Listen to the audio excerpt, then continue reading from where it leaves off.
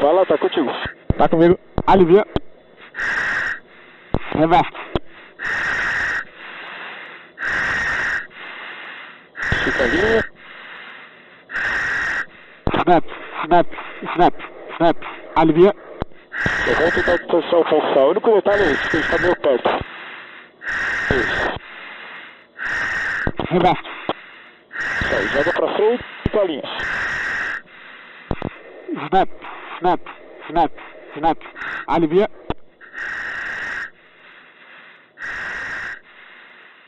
Reverte. Snap, snap, snap. Alivia.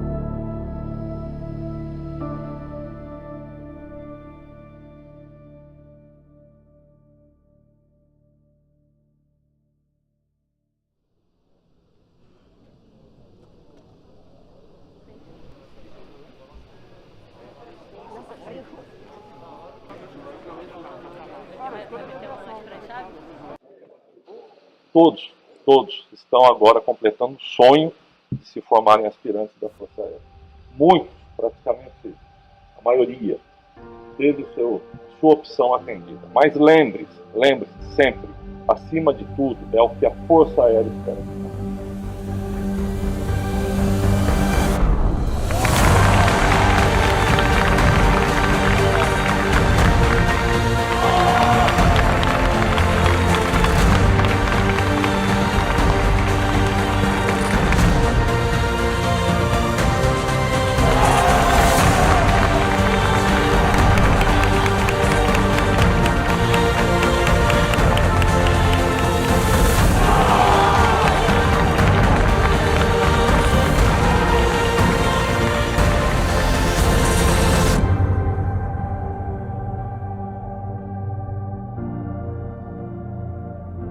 Eu cresci observando o meio militar, pois meu pai é do Exército Brasileiro, né? Então cresci observando os brados de vibração, formaturas, hino nacional, acampamentos, e aquilo começou a mexer comigo, né? Começou a me motivar, e eu vi que eu me identificava com aquela atividade, né? A atividade militar. E então, quando eu tinha aproximadamente 8 anos de idade, eu comecei a observar os desfiles de 7 de setembro, e eu via que meu pai estava desfilando, mas ficava observando os aviões passando. E eu comecei a me instigar mais, né, a buscar a parte aérea da vida militar. Comecei a procurar portões abertos, né, pedi para meu pai me levar em encontro de velhas águias, e num desses encontros eu realmente observei uma demonstração do Coronel Braga, na época ainda de T6, no Campo dos Afonsos, no Rio de Janeiro, e a Esquadrilha da Fumaça se apresentando. E ali eu consegui, foi a primeira vez que eu consegui um pôster com a assinatura de todos os pilotos. Levei aquilo para o meu quarto, deixei na minha parede, e meu pai viu a importância daquilo, minha mãe colocaram num quadro de madeira e ficou lá, né, desde os meus 8 anos de idade. Um pouco mais à frente, a gente teve a oportunidade de visitar uma unidade da Força Aérea Brasileira. Meu pai já estava percebendo essa minha vontade de entrar na vida militar na FAB e me levou para conhecer um esquadrão, e lá eu ganhei um pôster de 4 F-5 do primeiro grupo de aviação de caça, e eu trouxe e coloquei na mesma parede em que estava lá o pôster da Esquadrilha da Fumaça. E aquelas 2 fotos, elas me acompanharam, né? Toda vez que eu entrava no meu quarto, eu olhava e ficava pensando, será que eu vou conseguir? Será que vai dar certo? Mas aquilo acabou virando um norte para mim, né? Uma proa a ser seguida, e comecei a me empenhar, ir bem nos estudos e poder ingressar na EPICAR, inicialmente, depois na Academia da Força Aérea. Então comecei a buscar me tornar piloto de caça e ingressar aqui no Joker. Eu sou natural de Natal, então eu me lembro claramente, 8, 10 anos, até mais jovem mesmo, assistindo desenho na sala de casa, escutava o barulho de um chavante passar, de um super tucano, saía correndo pro quintal e ficava olhando. Depois voltava para ver o desenho. E assim passava o dia todo. Então isso gerou um brilho no meu olho assim, enorme. E eu decidi, não, eu quero entrar para a Força Aérea, quero ser piloto, quero mexer com aviação, quero trabalhar com aviação.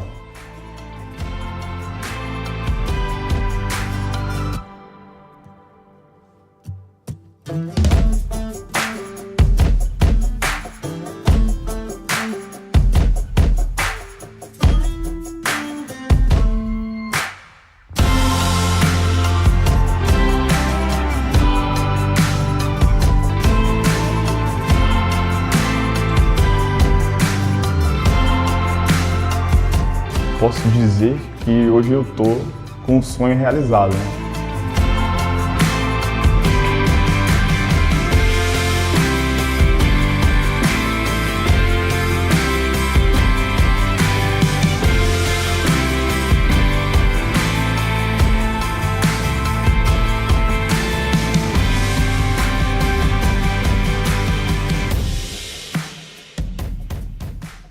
O segundo grupo de aviação ele é voltado para a sua própria missão, que é formar pilotos de caça. Então, desde o início do ano, nós nos preparamos com as instruções terrestres dos estagiários, culminando com a formatura no final do ano. A rotina diária ela se estende desde antes do nascer do sol, com as primeiras decolagens no início do dia, terminando até os voos noturnos. Bem, aqui no Esquadrão Joker, a gente realiza diversos tipos de missões, que a caça realiza na Força Aérea Brasileira. E também temos um prazo curto, de 1 ano, para poder formar os estagiários. Com isso, a gente tem que, normalmente, para cumprir esse prazo, decolar o mais próximo possível do nascer do sol e pousar o mais próximo possível das missões diurnas no pôr do sol, para cumprir o máximo de voos e decolagens e fichas, missões, enfim, possíveis no dia. Vamos supor que um voo comece às 6 horas da manhã. A gente tem que brifar o aluno antes, falando com ele tudo que vai acontecer no voo, olhando como foi o voo anterior dele e preparando a nossa instrução para o aluno sanar as dificuldades e aprender coisas novas no voo, obviamente. Então a gente de fato vê o que é que o aluno precisa melhorar, o que é que ele precisa aprender, passa no briefing antes do voo para ele, que ocorre mais ou menos 1h30 a 2 horas antes da decolagem em si. Por exemplo, no voo de 6 horas a gente chega aqui 4h30 da manhã para poder brifar o aluno e falar tudo para ele. Ocorre o voo normalmente. Após o pouso da esquadrilha, por exemplo, a gente tem a parte do debriefing. Então a gente vai analisar todo o voo, falando para ele, fazendo uma crítica, né? Falando o que ele acertou, o que ele pode melhorar, o que ele tem que manter, se ele está apto para o voo seguinte ou não, que às vezes é o caso. E na maioria das vezes até utilizando estações de crítica vídeo, que a gente pega o vídeo do aluno e verifica tudo que foi feito no voo, assistindo exatamente o voo e apontando para ele, ó, aqui você precisa melhorar, aqui foi muito bom, mantém, para que ele possa atingir o nível esperado ao término da missão. Isso, resumido, para 1 hora de voo, a gente pelo menos 4 horas de envolvimento somente para o voo acontecer.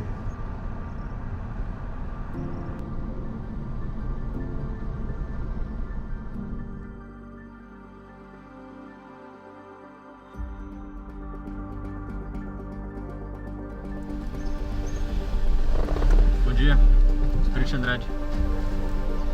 Obrigado. Obrigado, bom dia.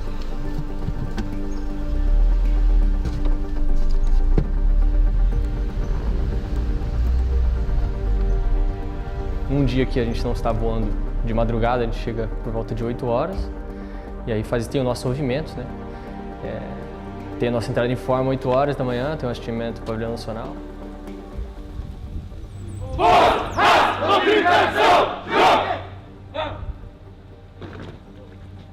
Tem dia que a gente voa uma vez, tem dia que a gente voa 2 vezes, tem dia que a gente faz o nosso voo principal, tem dia que a gente faz um voo a mais de saco, por exemplo.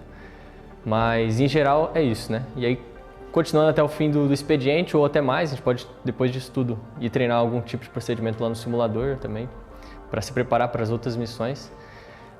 E aí, dependendo do dia, nosso envolvimento acaba 4 horas da tarde, ou então acaba 6, dependendo do que a gente for fazer, ficar estudando, ficar fazendo planejamento, pode ir até 10, 11 horas da noite, se for necessário.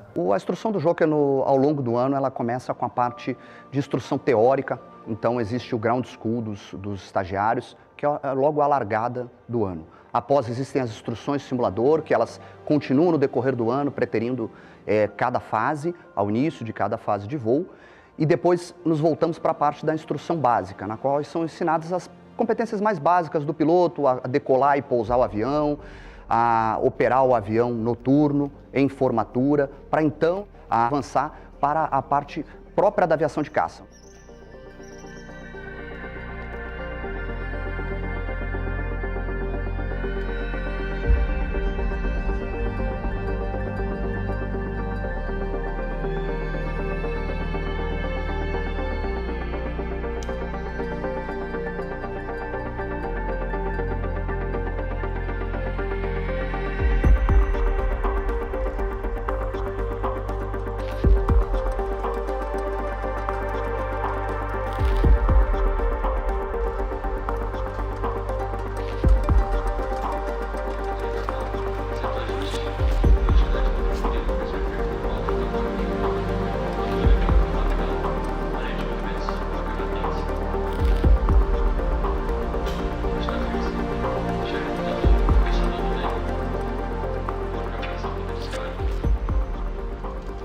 A Força Aérea Brasileira está sempre atenta às novidades, tanto no campo da didática e do ensino, mas também no campo tecnológico. E a inserção do simulador de realidade virtual é um exemplo. O simulador de realidade virtual veio a somar ao simulador já existente na unidade aérea, complementando o uso do ambiente virtual.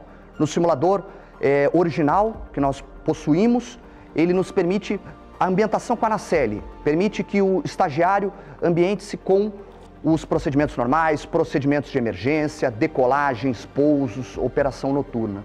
O simulador de realidade virtual permite o ambiente em rede, o voo em formatura, o voo de formatura tática, o emprego de armamento, tanto ar solo quanto ar, combates aéreos, aumentando a gama do treinamento realizado no âmbito do 2º e do 5º, tanto para estagiários quanto para instrutores.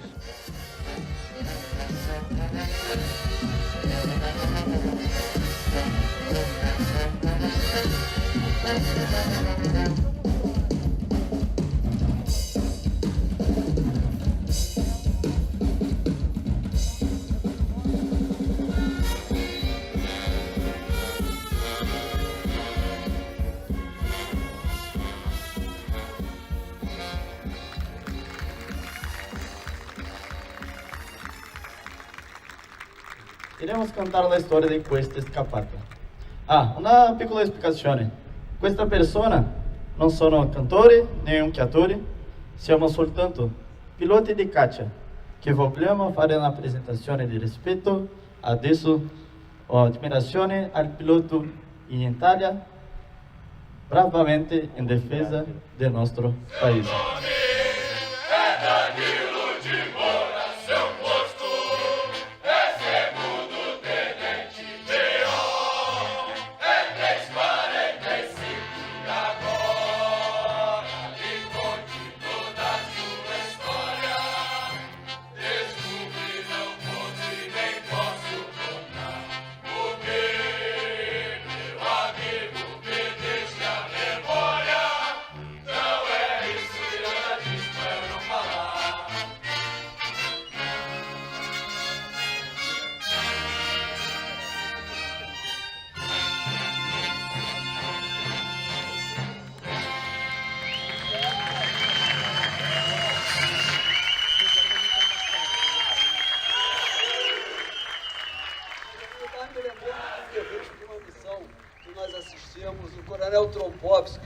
fazendo um debriefing para o brigadeiro Mota Paz, de uma missão F, que ele estava fazendo de adaptação ao Mirage F-103, onde o coronel trompou e falou, pô, coronel, tá tudo bem, tudo bom? E na hora que chegou na hora do pouso, ele falou, brigadeiro, senta aqui.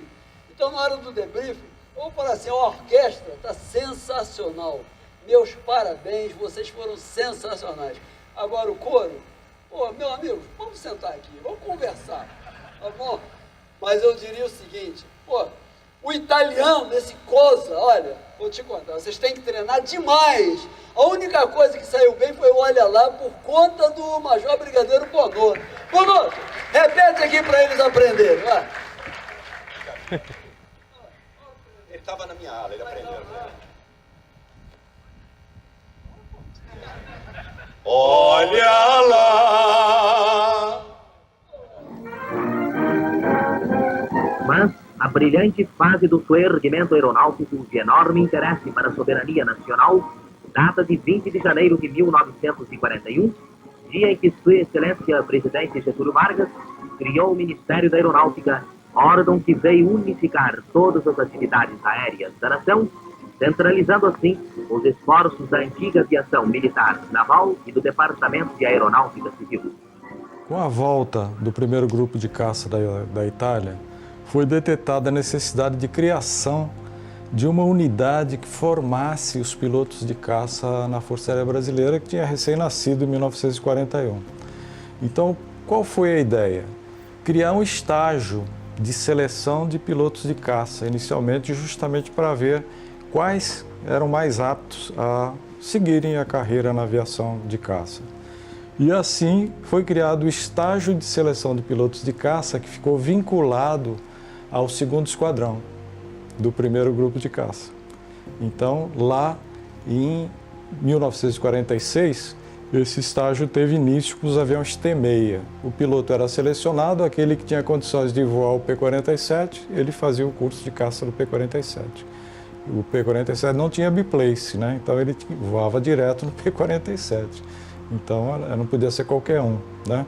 Então, permaneceu assim até 1950, quando foi criado, em 17 de dezembro de 50, o terceiro do primeiro grupo de aviação de caça, porque o pessoal do segundo começou a reclamar que só ficava dando instrução e não fazia as missões de caça, né? Com a chegada do Gloster, né, em Santa Cruz, o pessoal achou que não pegaria bem voar o jato e o P-47 na mesma localidade com uma pista só. Então, qual foi a ideia? A ideia é transferir para Natal e ativar o 2º do 5º, que foi ativado em 17 de setembro de 53 pela portaria número 38, e os F-47 foram deslocados de Santa Cruz para Natal. O 2º do 5º herdou do 3º do primeiro grupo de aviação de caça o nome Pacal e o emblema que o Major Fortunato, que era o criador do emblema do 3º do primeiro, fez umas adaptações de acordo com a solicitação do pessoal do 2º do 5º. Eles estiveram em Natal de 53 até 56, a dezembro de 56. Nesse período formaram 44 pilotos de caça, sendo um português. Em dezembro de 56, os P-47 são transferidos para Fortaleza. E o que acontece? Vai com ele tanto o nome Pacal quanto o código rádio, né? E Fortaleza transfere para Natal, para o 2º do 5º, os bombardeiros B-25J, onde era ministrada a instrução de bombardeiro para os aspirantes. Então, a instrução de bombardeiro ficou unificada aqui em Natal com o 1º do 5º e com o 2º do 5º, operando o mesmo tipo de aeronave. Eles tinham um emblema de caça e o que aconteceu? Tiveram que modificar o emblema e aí criaram o emblema do EPEIA, né? E nesse primeiro ano, de 1957, eles voaram ainda o venerável B-25J. Esse avião ele já estava nos estertores de sua carreira, então ele durou somente o ano de 57 em Natal. O esquadrão tem um grito de guerra, né, que é força, raça, doutrina e tradição, Joker. Então, o nosso grito de guerra retrata muito esses valores, né? A força para você persistir, apesar das dificuldades, a força para você aceitar desafios, Raça é para você superar dificuldades, para você aceitar melhor algumas derrotas, ter resiliência, para você conseguir virar essa página e conseguir lograr êxito. Então, essa raça ela é importante. Doutrina, porque todo piloto de caça ele precisa de disciplina, ele precisa de métodos. Então, ele tem que seguir a doutrina, o norte que guia todos os pilotos de caça a atingirem os melhores objetivos possíveis na sua missão. E a tradição, ela remonta ao nosso passado histórico, com o primeiro grupo de caça na Itália. Muitos combatentes deram a vida pela pátria e o piloto de caça sabe que ele está na linha de frente, né? Então, esse passado de tradições que nasceram lá no grupo de caça na Itália, a gente traz para a realidade, para reviver os heróis nacionais, né? Aqueles que deram a vida pelo nosso país.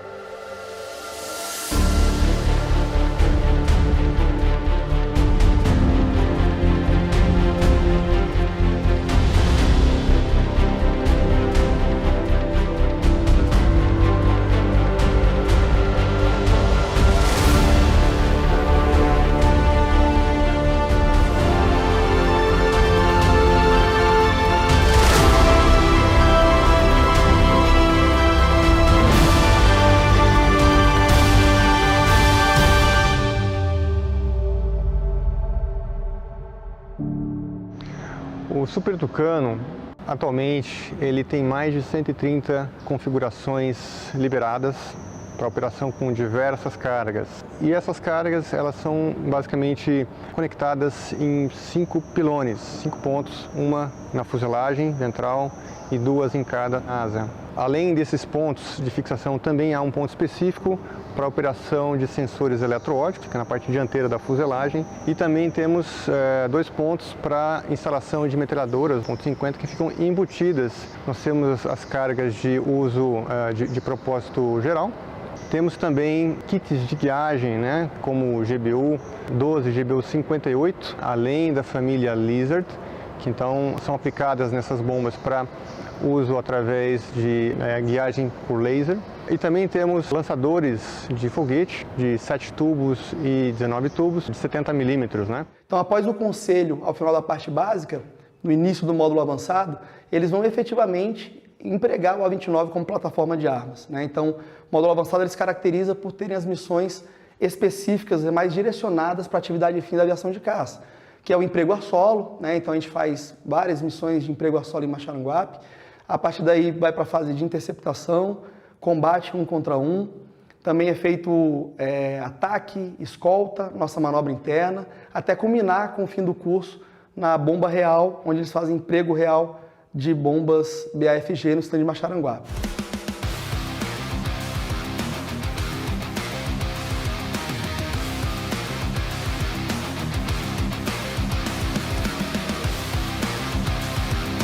Bem, a fase mais aguardada para o estagiário, a gente imagina que seja a parte de emprego a solo. Então, você vir para o curso de especialização operacional na aviação de caça, você imagina que você vai fazer o emprego da aeronave como plataforma de armas. Que esse batismo de fogo, esse momento é um momento importante, porque você não vai mais esquecer dele.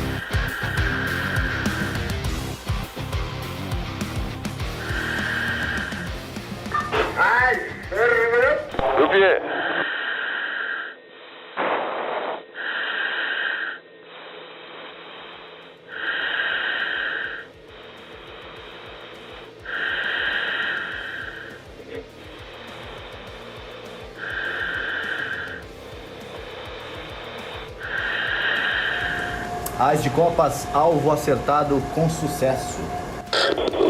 Santa Boa, Brasil.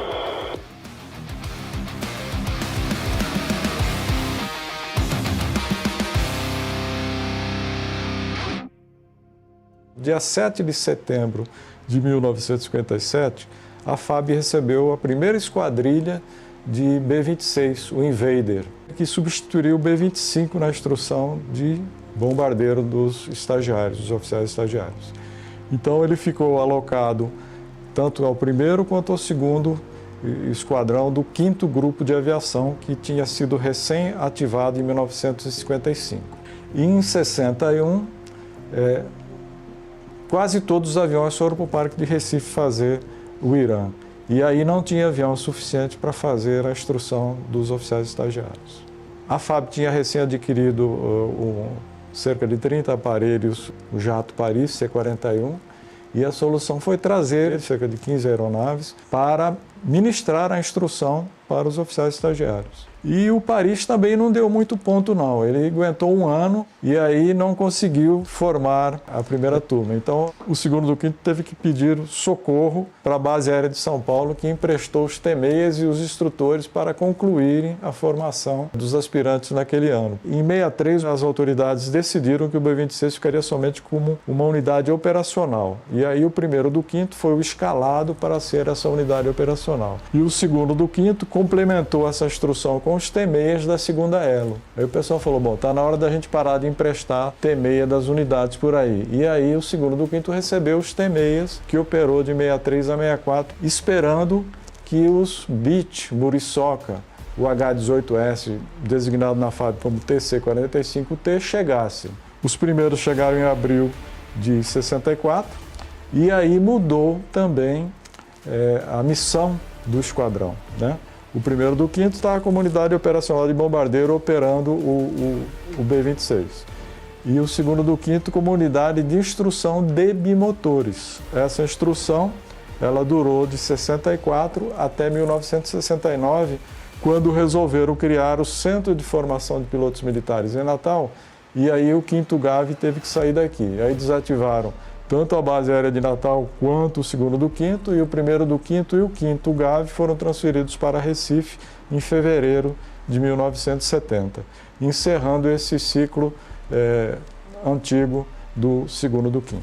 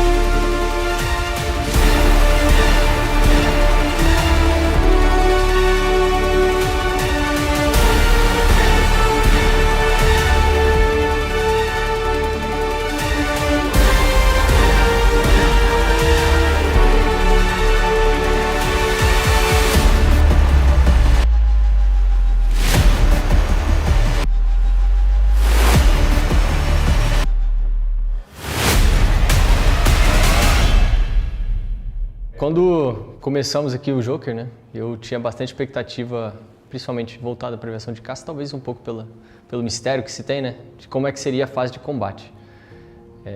Como é que seria o que a gente vê nos filmes, né, as coisas de dogfight, como é que seria o combate aéreo e tudo mais. E foi realmente uma fase que foi bastante significativo o aprendizado e a oportunidade de visualizar aquilo tudo. A gente jogava aquilo lá em simulador, mas não sabia como é que era na prática, né, sentindo a carga G, sentindo a necessidade de olhar, por exemplo, contra o sol, que a gente não tem isso no simulador, né? Então foi uma fase que eu esperava muito por ela, desde o início, e as expectativas acho que foram superadas. O que me trouxe na FAB, inicialmente, como todo garoto brasileiro, acho que a grande maioria, sempre aquele desejo de voar, né? Ver os aviões e tentar chegar mais alto nesses céus do nosso grande Brasil. E como eu sei de uma cidade interior, né, isso para mim inicialmente parecia uma coisa que não era atingível, né, não se conseguiria conquistar. E a vida nos leva por caminhos que a gente não escolhe, mas que a gente alcança. Bem, eu sou nascido em Anápolis, em Goiás, E acho que não sei se todos sabem, né, mas lá tem uma base aérea bem grande, bem significativa. E quando eu era pequeno, os meus pais eles me levavam para os portões abertos para ir visitar aquilo lá. E eu gostava de ver duas coisas lá. Eu gostava de ver a apresentação do canil lá da base e ver os aviões, principalmente a Esquadrilha da Fumaça, que fazia a apresentação lá. Então foi ali naquele ambiente que eu conhecia, né? Caramba, Força Aérea, que legal. Mas de imediato eu não tinha muito a intenção assim, né, de seguir. Eu achava legal, mas não tinha essa intenção. E quando eu estava um pouco mais velho, com 13, 14, 15 anos, que um dos colegas meus falaram, vou fazer a prova da EPICAR e tudo mais. Eu falei, uai, o que é isso? O que é EPICAR, né? E o que me trouxe para a aviação de caça, após eu entrar na academia da Força Aérea, foi sempre desejar. E como eu via do interior, eu não sabia, à época, quais aviões a FAB voava. E eu tinha um desejo enorme de voar o F-16. Eu falei, pô, como que eu vou voar o F-16? Indo para a aviação de caça. E assim foi. Vim para a aviação de caça, sonhando, já sabia que não teria o F-16, mas tinha o filho do F-16, que eu era o F-5.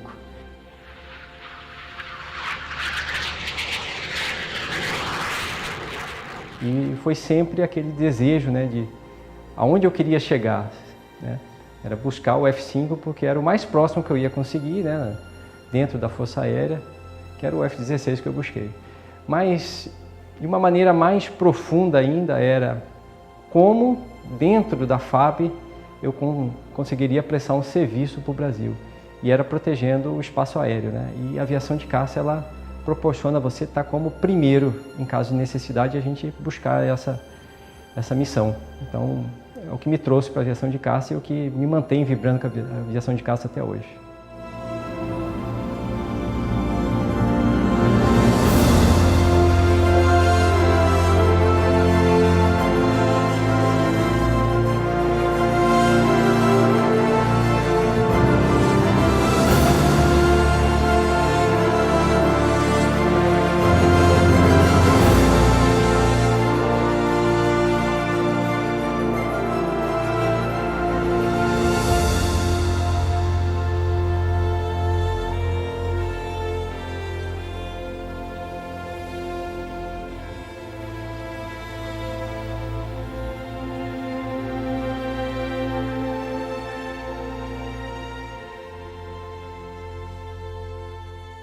Então, eu acho que ser jogador de futebol é o sonho de muitas crianças, né? E talvez de muitos pais, tios, avós. E eu acredito que também era o meu caso. Então, tudo começou... Meu pai sempre gostou muito de futebol. E via sempre futebol na televisão. Aí a Copa vinha em 74, me lembro que ele comprou a primeira televisão colorida por causa da Copa. E isso foi passando de pai para filhos, né? Principalmente para o meu irmão. E depois começou de o Ricardo, então participar dessa rotina também com o meu irmão e com o meu pai. Eu treinava e aí chegava em casa e até brigava com a minha mãe, mas eu tinha uma bola em casa que eu jogava dentro de casa, já quebrei alguns vidros. E aí a partir daí acho que a coisa ficou séria, porque meus pais viram que realmente era um sonho que eu estava disposto a deixar algumas coisas de lado para seguir.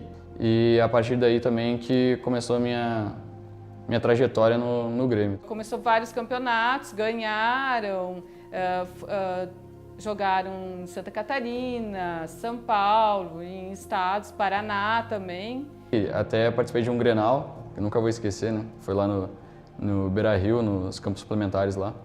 Então foi um momento de dedicação pura, que eu tive que deixar de lado muitas coisas que eram importantes para mim na época, mas que valeu a pena pelo resultado e por ter visto minha família lá quando a gente foi campeão, minha avó principalmente, que lembro que chorou quando fiz o gol. Então eu acho que isso foi muito importante. Era um sonho que eu queria, era a oportunidade que eu tinha, então eu tinha que dar o meu máximo, né? Só que ele começou a ver que não sabia se era isso que ele queria. Aí num belo momento, assim, nós estávamos almoçando e ele me disse, mãe, eu estava pensando em fazer um cursinho para entrar no colégio militar aqui em Porto Alegre. Tu paga esse cursinho para mim? Quando eu saí do Grêmio, né, decidi parar de jogar, eu entrei no colégio Tiradentes, lá de Porto Alegre, que é o colégio da Brigada Militar, e lá eu conheci realmente o sistema militar. E a partir daí eu verifiquei, não tinha nenhum militar na família, assim, vislumbrei o sistema E aí foi aí que eu conheci a Epicar. Na época eu já era segundo ano, e aí eu comecei a fazer um curso lá num curso que tinha em Porto Alegre. E a partir daí eu realmente vislumbrei a carreira e quis seguir. Jogo sempre que posso, continua sendo a paixão, mas agora também divide lugar com a aviação. Aí comecei a me interessar por ingressar na Força Aérea, né? E aí eu fiz a prova e tudo mais. Graças a Deus, na segunda tentativa eu consegui entrar. E passei pela Epicar e a AFA. E aí vem aquela escolha, né? Qual tipo de aviação que você vai querer seguir? Que tipo de voo você vai querer fazer? E o principal aspecto, acho que foi determinante para mim, foi o meu tipo de pensamento, né? Minha personalidade. Desde pequeno eu competia natação, né, na minha cidade e tudo mais. Eu tenho esse espírito de querer me superar, de querer fazer as coisas cada vez melhor, cada vez de uma maneira mais aperfeiçoada. E o que me contaram muito é que a caça tem muito esse espírito, né? De fazer as coisas cada vez melhor, de buscar sempre a excelência em tudo que faz. E eu pensei, cara, esse é o perfil que eu tenho. Então é essa aviação que eu quero.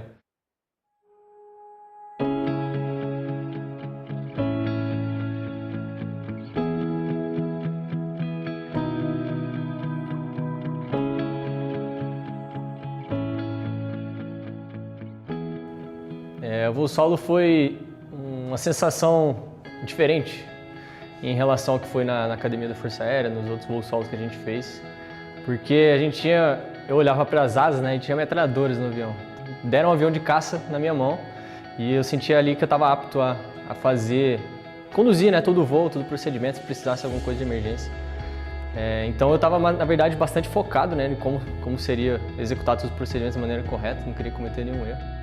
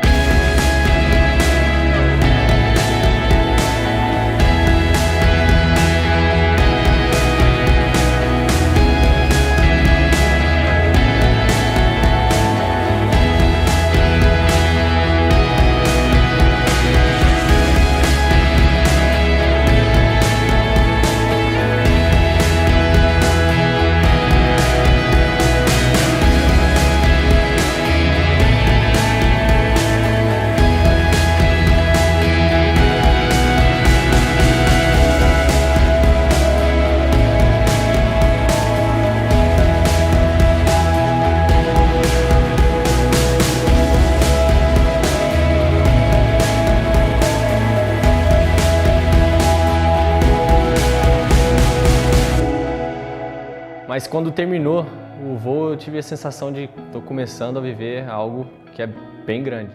Eu lembro que o meu instrutor ele falou que a gente tem a necessidade de fazer coisas que em outras aviações, em outros contextos, né, uma só pessoa não faz tudo. Ela divide com outra pessoa, 2 pessoas a bordo de uma aeronave. E ele falou assim, aqui você está sendo treinado para fazer tudo sozinho. Então tenha esse peso de responsabilidade e saiba agir conforme.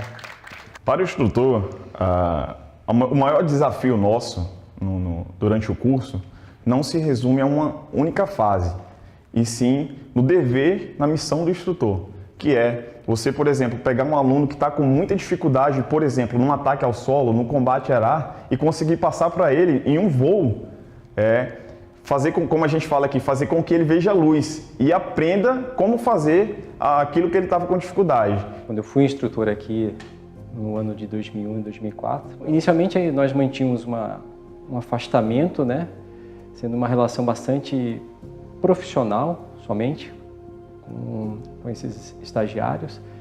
E à medida que o curso ia se desenvolvendo, ia aparecendo essa amizade que é tão necessária na aviação de caça, né? A gente sempre preza durante a instrução e durante toda a nossa vida operacional, que vai ser levado para a primeira linha após, você está voando com ala e você tem que confiar nesse ala ou nesse líder. Em algum momento todos vão ser alas ou líderes, né? Então, pelo fato de eu ter passado pela academia e pela Esquadrilha da Fumaça antes de vir para cá, me deu contato, né, com muitos cadetes que hoje, logicamente, são tenentes instrutores. Então você vê aquele cadete de 10 anos atrás, hoje, dando instrução, liderando uma esquadrilha, um esquadrão, e você vê esse ciclo girando. Até porque hoje aqui na ala 10, na base aérea de Natal, tem o Coronel Zampier, que foi meu instrutor quando eu era aspirante, né? Então você vê aí 3 gerações de instrutores girando, mantendo o mesmo espírito. É extremamente gratificante você poder olhar para trás e ver que o seu dever foi bem cumprido e que o nível continua e sempre vai continuar altíssimo na formação dos pilotos de caça da Força Aérea Brasileira. Minha visão como instrutor de fase mais difícil para o estagiário, eu posso falar que são 2. A primeira, quando ele chega no esquadrão, que ele tem um curto período para aprender todo o manual do A29, do Super Tucano, e as técnicas de pilotagem das fases iniciais, que é o pré-solo e formatura. E o segundo grande desafio seriam assim, uns 2 meses depois, na qual é uma fase que o aluno tem que fazer missões diferentes em, por exemplo, uma semana. Ou seja, o aluno está fazendo ataque ao solo ao mesmo tempo que ele está fazendo formatura noturna e provavelmente ele vai fazer uma missão de navegação no final de semana, que requer um planejamento grande durante a semana.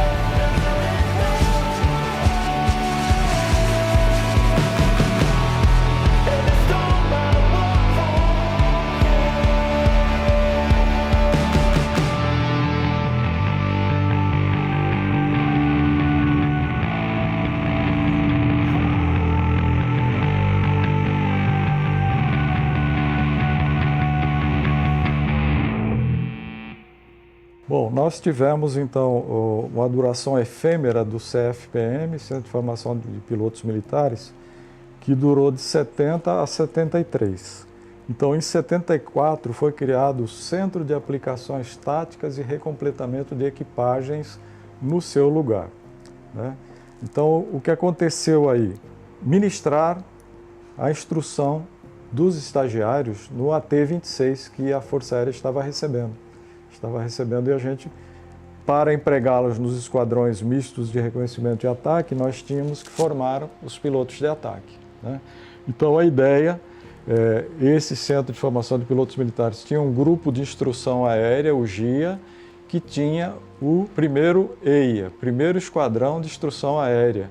E aí o pessoal resolveu que nome vamos dar a esse esquadrão. Então o Tenente Amorim, da época, que era instrutor, ele sugeriu esse nome e aí só teve um voto contrário. Então, o primeiro EIA virou o Esquadrão Joker. Então, aí nasceu o Esquadrão Joker no início de 1974. Então, recebeu os AT-26, os Chavante, e começou a ministrar o curso de piloto de ataque. Eu, por exemplo, fiz esse curso no 2º ano desse esquadrão, né?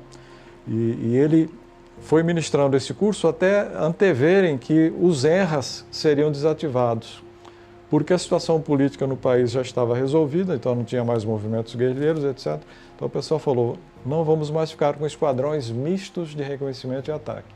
E se vamos criar o 8º grupo de aviação. Então o que aconteceu? O curso de ataque foi encerrado e aí começou somente a ministrar o curso de jato. E esse curso de jato, ele também selecionava o piloto de caça que fazia o curso de caça no 1º do 4º, em Fortaleza, também no Chavante.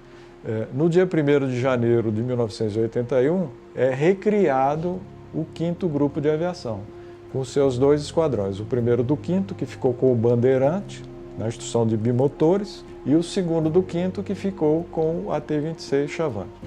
O 2º do 5º, ele não tinha nem nome e nem emblema, né? Como ele ainda era um esquadrão só de instrução de jatos e não de caça, ele manteve o nome Joker, do primeiro EIA do GIA Ducati, e também adotou o código rádio. Então, nome Joker, código rádio Joker e o emblema do Joker.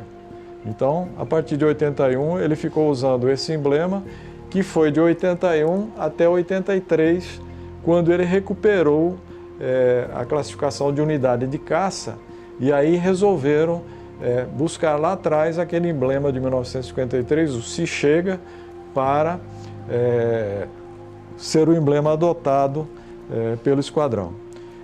Eu acredito muito que a instrução do Chavante buscava muito o piloto na sua capacidade psicomotora, de entender como o universo girava em torno de si durante as acrobacias, manobras e os combates, né? E o que eu acho que o A29 deu um step maior foi fazer do piloto, além de ter esse pé em mão, que o A29 não deixou de exigir, talvez não exija tanto como exigiu o Chavante, mas não deixou de exigir em nenhum momento, é fazer desse piloto, além da capacidade psicomotora, ser um gerente de sistemas. E agora que nós estamos incorporando a aeronave F-39 Gripen, então essa capacidade que o piloto tem que ter de gerenciar vários sistemas e um ambiente de combate muito mais amplo do que o Chavante permitia, é o grande diferencial que esses pilotos estão conseguindo, e eu acho que o A29 cumpre muito bem essa missão. A aviação de caça, onde dependia apenas do que nós pilotos chamamos de pé em mão, ela evoluiu. E hoje nós precisamos de pilotos que também operem sistemas, que saibam lidar muito bem com essa tecnologia embarcada. O 2º do 5º foi o encarregado de implantar o Super Tucano da Força Aérea, o A29. A chegada dos primeiros A29 foi no dia 7 de outubro de 2004. E a despedida do Chavante foi no dia 3 de dezembro do mesmo ano. O esquadrão ele é dividido em 4 esquadrilhas, que utilizam um naipe de baralho para identificá-las. Então começa com copas, espadas, ouros e paus. E nós temos o caso do comandante e do oficial de operações. Então, para eles foi criado o emblema do trunfos. Então, o trunfos é uma espécie de um guarda-chuva, né, que tem os 4 naipes das esquadrilhas em volta. A ala 10 ela tem uma importância estratégica muito grande dentro do contexto da Força Aérea Brasileira. Para vocês terem uma ideia, ela é responsável por voar 20% de todas as horas de voo do nosso comando operacional. E aqui nós temos 5 esquadrões, 3 esquadrões de instrução e mais 2 esquadrões operacionais. Temos o esquadrão Joker, o 2º do 5º grupo de aviação. Temos o 1º do 11 grupo de aviação, o esquadrão Gavião, responsável pela formação operacional dos pilotos de asas rotativas. Temos o 1º do 5º grupo de aviação, o esquadrão Rumba, responsável pela formação operacional dos pilotos de transporte e de reconhecimento. Além disso, nós temos 2 esquadrões já consagrados operacionalmente, que são o 1º do 8º grupo de aviação, o esquadrão Falcão, que é um esquadrão de asas rotativas responsável pelas missões de busca e resgate, principalmente aqui na costa do Nordeste. E temos o 2º ETA, 2º Esquadrão de Transporte Aéreo, Esquadrão Pastor, responsável pelas missões de transporte aerologístico. Então, todo esse complexo tem uma importância estratégica muito grande na Força Aérea. Existe uma frase de um general francês, o nome dele é Jomini. Ele viveu no século XIX, ele falava o seguinte, que dentro de uma atividade militar, tudo que não é combate real é logística. Então a logística ela é fundamental para que os esquadrões sejam apoiados e possam cumprir a missão da melhor forma possível.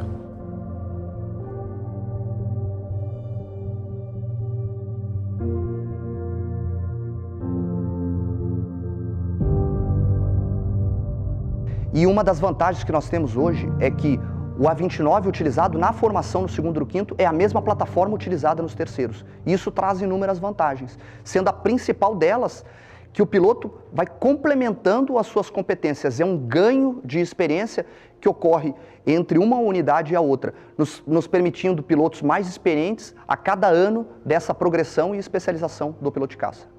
Agora que eu já conheço como é que são as missões, né, que eu já tive o curso aqui, a expectativa agora é de desempenhar essas funções como ala operacional lá nos terceiros, né, na fronteira do Brasil. Principalmente voando na selva, que é o meu objetivo, né? E se Deus permitir no futuro, voando Gripen lá em Anápolis, voltando à minha casa. Após o término do curso, o estagiário do 2º quinto, ele é apto a voar solo em aeronaves A-29 na posição de número 2 ou número 4, ou seja, ala operacional de caça. Depois ele sai daqui e vai para o 3º grupo, os esquadrões de Boa Vista, Porto Velho e Campo Grande, os terceiros, né? Que é o 1º do 3º, 2º do 3º e 3º do 3º. E lá eles vão fazer o curso de líder, o curso de liderança. O primeiro ano de esquadrão, né, de terceiro, é o curso de número 3, e o segundo ano de esquadrão seria o curso de número 1, AIS, que lidera 4 aviões. Então só essa responsabilidade de já estar voando essa aeronave, isso já demonstra a grande evolução que a gente teve durante todo esse ano. Isso é bastante surpreendente, assim, é bastante também gratificante, né? Eu acho que agora que já passou, está no final do curso, né? Eu acredito que realmente eu consigo olhar para trás e ver que houve uma evolução gigantesca, que é o que falavam para a gente no início do curso já, que a gente talvez não se reconheceria no final. Eu acho que realmente como piloto a gente teve um engrandecimento gigantesco e também como militares, porque a gente teve que se dedicar ao máximo à profissão nesse ano. A esquadrilha era não só um punhado de amigos, mas um punhado de amigos que se apoia e que juntos vão atingir um objetivo final, cada um dando o melhor de si, procurando dar o melhor de si a todo momento, em tudo que faz. Quando a gente passa isso sozinho, tem um valor, mas quando a gente passa isso com outras pessoas, a gente se conecta mais com todo mundo, a gente tem mais esse espírito aguerrido de grupo, né? O espírito de todo mundo aqui passou pelas mesmas coisas, cada um com suas dificuldades diferentes, mas todo mundo chegou junto até o final.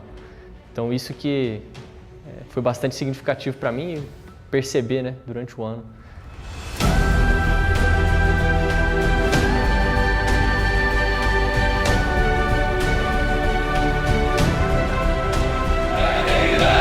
E da soberania do meu país, honrar o cumprimento da minha missão, acima dos meus interesses pessoais, acima dos meus demônios, para que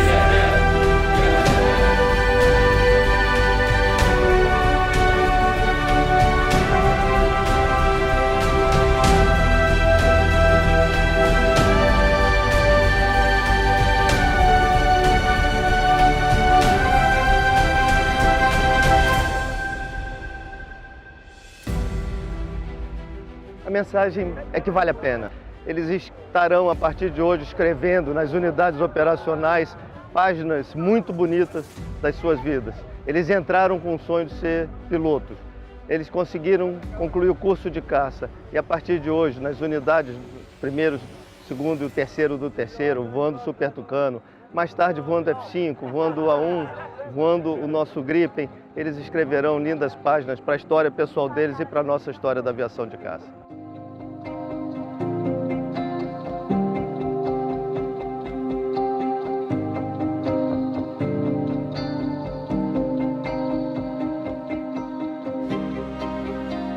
Durante os últimos 80 anos, desde a chegada dos nossos veteranos, o principal que nós temos feito com a aviação de caça é essa renovação de espírito, a renovação de gerações, a renovação doutrinária, mas com a mesma massa central, que é da nossa tradição, dos ensinamentos que nossos veteranos trouxeram dos céus da Itália.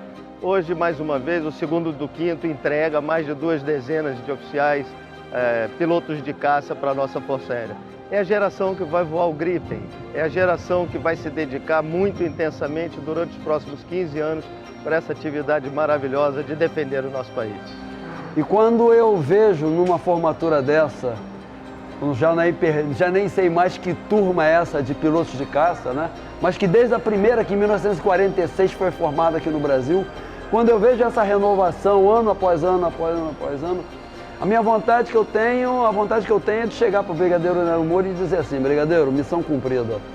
A sua experiência, as suas ansiedades, todas elas nós conseguimos cumprir e o senhor conseguiu passar a nós esse bastão que foi tão duramente apreendido lá na Itália.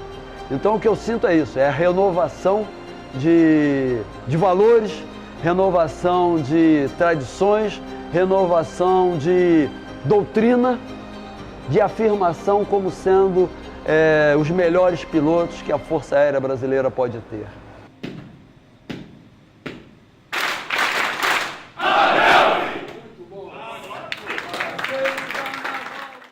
Eu acho que o que nós fazemos lá nos dá orgulho. Não só a mim, a todos os integrantes do Esquadrão Joker. Porque nós temos certeza, ao término do ano, quando entregamos uma turma de estagiários, que quando é colocada aquela seta no peito daquele piloto, é todo um conjunto. A gente sabe que ele conquistou aquele momento. O que a gente leva do Joker, depois que a gente sai para a primeira linha da aviação de caça, é principalmente a resiliência. Que as dificuldades durante a nossa vida profissional, quer seja no início, quando a gente chega na primeira linha, que a gente volta a fazer um curso de novo, depois de já ser instrutor na primeira aeronave. No caso dos instrutores atuais, no A29, e eu que passei no Chavante, quando fui para a primeira linha, eu saí do Chavante diretamente para lá, era resiliência para aguentar tudo de novo. Vamos começar da estaca zero e vamos voltar. E num segundo momento, o profissionalismo, sempre a busca por fazer o melhor. Eu lembro que quando aqui fui estagiário, eu sempre tinha nas nossas ordens de instrução, pilotos de caça fazem melhor. Não porque estamos formando pilotos melhores do que os demais, mas porque a cada atitude, a cada mínima missão, tarefa dada, o piloto busca fazer o melhor. Inclusive, não precisa você ser um piloto de caça para viver a cultura, o sacerdócio que é a aviação de caça, que para mim, resumidamente, significa fazer sempre o melhor possível. A formatura dos novos pilotos de combate da Força Aérea Brasileira, em particular a dos pilotos de caça lá no Esquadrão Joker, representa uma renovação daqueles que juraram dar a vida pela pátria, dar a vida por um ideal, dar a vida por algo muito maior que si mesmo, que seus interesses pessoais. Pela nossa bandeira, pelo nosso povo. E essa renovação ela é constante. É impossível a gente não viver esse momento de coroamento de um ano de intenso trabalho e não sentir orgulho, não se lembrar da época em que você era aspirante aqui. Um dia eu estava voando aquela máquina há 20 anos atrás e é impossível você não se enxergar na turma que está se formando e pensar em tudo que você passou para estar aqui, Você faz uma retrospectiva de tudo que você viveu aqui no Esquadrão Joker, tudo que você passou como aspirante e tudo que você viveu nesses 20 anos, para estar revivendo esse momento.